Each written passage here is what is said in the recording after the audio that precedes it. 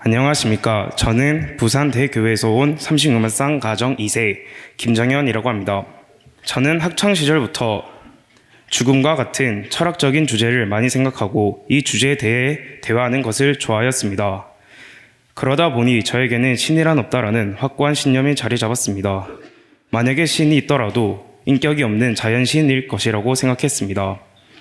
종교 자체도 어지러운 세상에 사는 인간이 삶의 안정감을 더하기 위하여 만든 것이고, 그 종교를 권력층들은 권력의 정당화를 위한 도구로 사용하면서 점차 세상 사람들에게 확산되었다고 생각해 왔습니다. 또한 어떤 심리학 저서에는 종교를 믿는 자가 믿지 않는 자보다 상대적으로 수명이 길다고 합니다. 그래서 종교를 믿는 것 자체는 인생에 긍정적인 효과를 준다고 생각했습니다.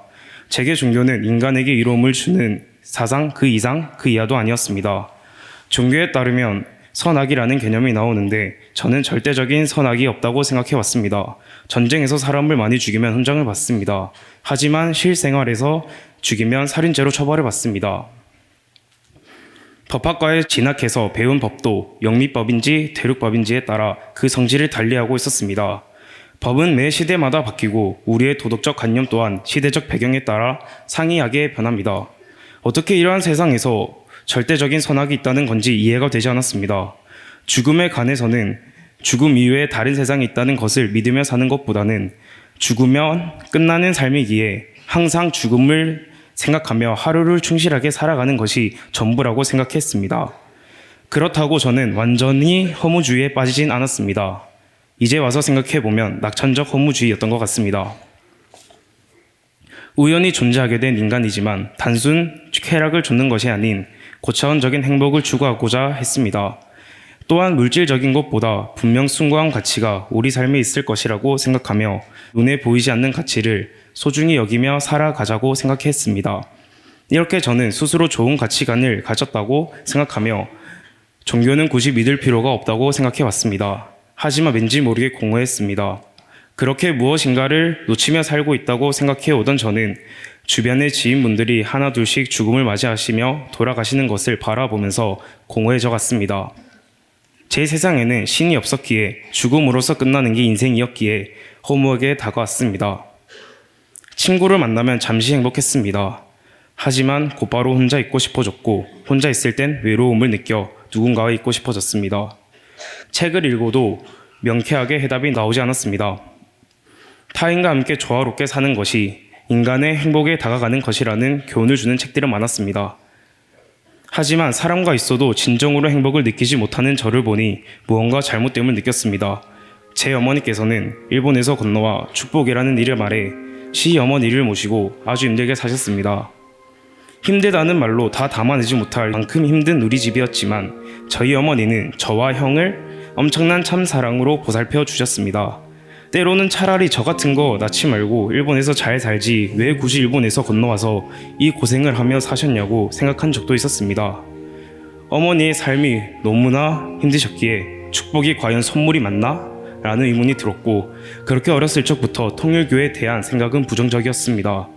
하지만 어머니는 행복하다고 하셨습니다. 살면서 제일 잘한 일이 축복받고 한국 와서 저와 형을 낳은 것이라고 하셨습니다.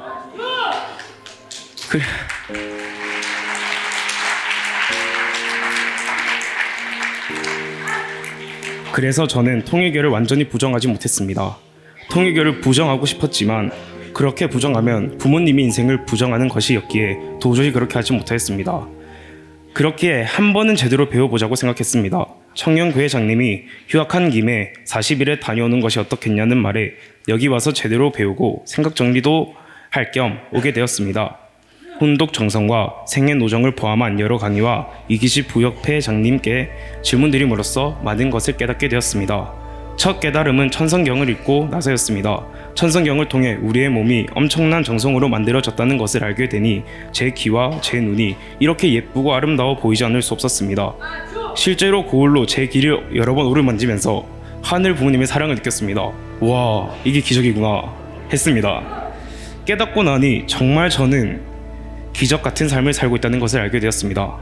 또한 우리는 사랑에 의해 태어났다는 것을 알았습니다. 그러니 사랑을 위해 살아가야 한다는 것을 깨달았습니다. 저의 지난 날을 돌아보았습니다. 소심한 유년기를 싫어했던 저, 활발하게 지내고자 노력하며 활발해졌으나 때론 진중하지 못한 모습을 싫어했던 저, 타인과 매 순간 비교하며 자신을 깎아내렸던 수많은 나날이 생각났습니다. 이제야 제가 느꼈던 공허함의 정체를 알았습니다. 저는 단 한순간도 저를 온전히 사랑하지 못하고 있었던 것을 깨달았습니다. 그랬기에 어느 누구도 온전히 사랑하지 못했고 저에게 주신 어떤 사랑도 온전히 받지 못했다는 것을 깨달았습니다. 이때 동안 저에게 가분한 사랑을 주신 가족에게 너무 미안했습니다. 하늘 부모님의 사랑으로 이루어진 저를 사랑하지 않을 이유가 없다는 것을 깨달으니 사랑의 충만함으로 가득해졌습니다. 문제는 위하여 사는 삶이 진정한 참사랑이라고 하는데 그 말은 쉽게 와닿지 않았습니다. 하지만 수련회 와 일상생활에서 마주치는 수많은 분들에게 이타심이 느껴졌고 평생을 바쳐 평화를 힘써 살아오신 참 부모님의 삶을 통해 이타심을 제대로 이해하게 되었습니다. 자기중심적으로 생각해온 저는 보다 이타적으로 살아오신 참 부모님의 삶을 이해하지 못했다는 것을 깨닫게 되었습니다. 그동안 생애노정 강의를 3번이나 들었지만 어떠한 느낌도 받지 못하였으나 40일 수련에서 들은 4번째 생애노정 강의는 느낌이 달랐습니다. 자신의 삶을 바쳐 살아오신 그 길을 이제야 제대로 보게 되었습니다. 그러니 더욱 인간은 하늘 부모님 참 부모님을 중심 삼고 절대적인 선악에 대해 생각하고 고찰해야 한다는 것을 깨달았습니다. 그렇게 제대로 보게 되니 참 부모님의 그 걸음걸음에 얼마나 많은 한이 서려 있는지 얼마나 큰 아픔을 이겨내셨는지 이 작은 마음으로 조금이나마 이해가 되니 기도하며 눈물을 흘렸습니다. 저는 이번 수련회에 와서 엄청난 가치를 깨달았습니다. 이 세상의 본질을 알았습니다. 하늘 부모님, 참 부모님의 참 자녀임을 깨달았습니다. 제가 살아가는 이 하루하루가 얼마나 기적인지 만나는 인연 하나하나가 얼마나 소중한지 깨닫는 시간이었습니다. 저는 항상 얼마나 사는지보다 어떻게 사는지가 훨씬 중요하다고 생각하며 살아왔습니다. 앞으로 어떻게 살아야 할지 갈피를 잡을 수 있었던 40일이었습니다. 이 40일 수련을 인도해 주신 사랑하는 하늘 부모님, 천지인 참 부모님, 그리고 사랑하는 우리 어머니, 사랑하는 우리 아버지, 사랑하는 우리 형에게 감사드립니다. 그리고 40일 수련비 지원해 주신 이정화 부인 회장님께도 감사드립니다. 마지막으로 이번 수련회에 오게끔 저를 설득해 주신 하루를 천년처럼 사시는 허하연 청윤 회장님께 감사드립니다. 이것으로 저의 간증을 마치겠습니다. 감사합니다.